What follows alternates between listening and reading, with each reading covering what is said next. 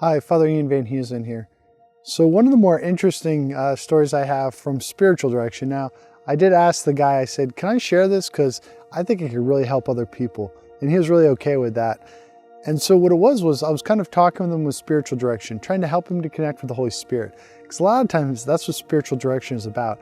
You're kind of listening, you're trying to say, where is God's grace working in this person's life? Where is the Holy Spirit working? Well, this particular gentleman, as he would talk about the spiritual life, and he would talk about his life, he would kind of switch into this other voice. It was a strong Southern accent, Texan, as he would call it later. And I asked him, I was like, wait a minute, what's that voice?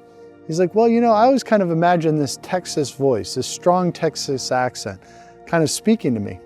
And I was I asked him, I said, why don't we play with this a little bit? Why don't you imagine that God is kind of like a big old Texan speaking to you with that accent? What are kind of the inspirations that arise? And we do this now on a frequent basis. I see him a lot. And I ask him, well, let's channel that inner Texan. What's that inner Texan telling you? And it really does help him to connect with the voice of wisdom in his life. There's a sense, I think sometimes with the religious life and with religion, we tend to think of it in very stereotypical ways, stained glass windows, voices from clouds or whatever. Sometimes we fail to have that playful attitude where we say, how would the Holy Spirit actually speak to me as a person? What are those icons of wisdom? The religious ones, of course, are important. Understanding Jesus Christ, understanding the scriptures, but also those sources of wisdom from our everyday life. So for this man, it was that sense of the older, wiser Texan who would give him as a young boy, because he grew up in Texas, this sense of what he should do.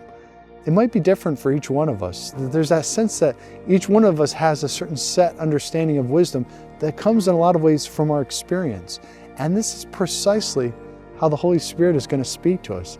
It's going to speak to us in ways that we're going to recognize, ways that we would appreciate based on how we were raised, based on our family, our background, our ethnic culture.